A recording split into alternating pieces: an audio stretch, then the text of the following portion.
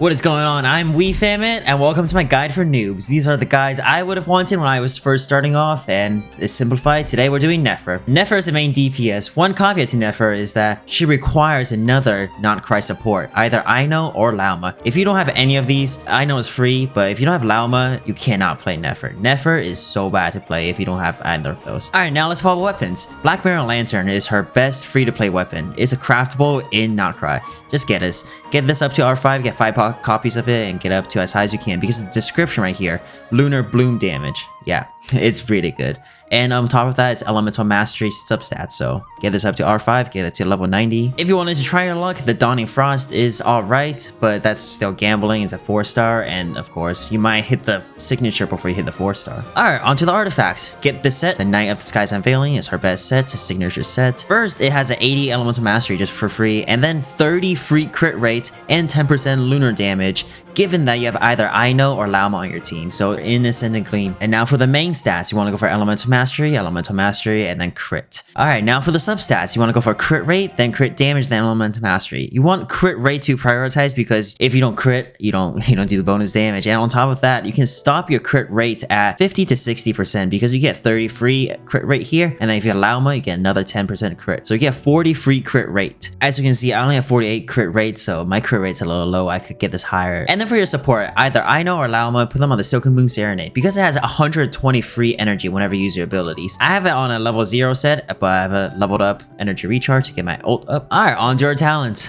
Auto attack, useless, don't level this up. Her E, this is her bread and butter. Crown this if you can. I'll go into details about it later, but this is her most amount of damage. Get it up to as high as you can. Alright, for her burst, level this up as high as you can. I'll probably stop at level 8, but it does decent damage, but just not nearly as much damage as her skill. Her skill just does crazy amount of damage, and it's true damage. It goes through defense. Alright, this is her talent. It's a whole essay just saying that whenever a Dendro core is created, it will be converted into a Nefer core instead, and she'll do more damage based on how many cores there are, up to 3 stacks at C0. Alright, this is her talent. She'll just do more damage. For this talent, she'll do 14% more damage at 800 elemental mastery, so just get her up to 800 elemental mastery with all your buffs. And then this is a useless not cry exploration talent. Now on to Constellations. Don't mind that I have C3, I just got really lucky. Nefer C1, her skill does more damage based on her elemental mastery, 60% more. Pretty good. Now her C2 is kind of cracked, so the stack limit is now up to 5 instead of 3, and she does more damage based on the stacks. And also, when she ever starts her skill, she gains 2 stacks automatically. And when she's at 5 stacks, she also gets 200 extra elemental mastery. This is just a damage, elemental mastery, damage, elemental mastery. C2 is just OP. C3 is her skill increased by 3. C4 is a quality of life. She gets Verdant Dew faster. I'll talk about that later. And she also gets Dendro Res by 20%. C6, her skill has more attacks and they do more damage. So it's basically a huge damage buff. If you're going for a constellation, C1 is a good stopping point, and then C2 is also a good stopping point. C3 is also a good stopping point. C4 is also a good stopping point. And then C5 is not really worth it. So how do you play Nefer? Nefer is actually super easy. This is how you play.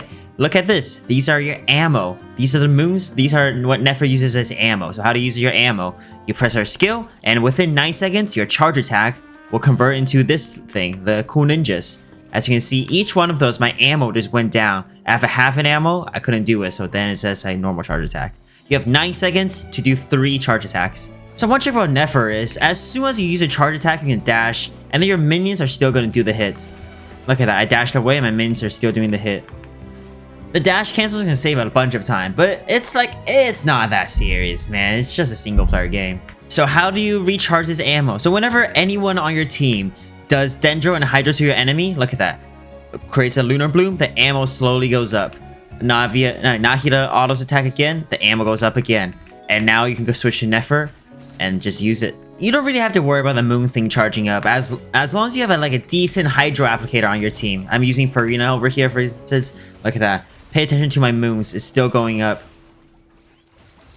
This is because Nefer herself applies Dendro, so all you need is a good Hydro person on your team. Farina, Shinshou, Ino, Yeilon, any off-field Hydro is good enough. But this is not to say Dendro is not important. Dendro is super important to increase her damage. For example, Nahida, they get the Dendro Resonance here with his more elemental mastery and more elemental mastery. And on top of that, Nahida can hold a Deep Wood Memory set, which is some Dendro Res, increasing her numbers. And Nahida also gives Nefer a bunch of EM, which is also important. One thing I want to say is, do not worry about Nefer cores, the Seas of Disease, that she converts Dendro cores and Bountiful cores into Seas of Disease. it does not matter. As long as the moon ammo is going up, this thing's happening, just happening in the background. She gets up to 100% damage as fast as, almost as fast as you can. It don't worry about it. For everyday rotation, you won't worry about it.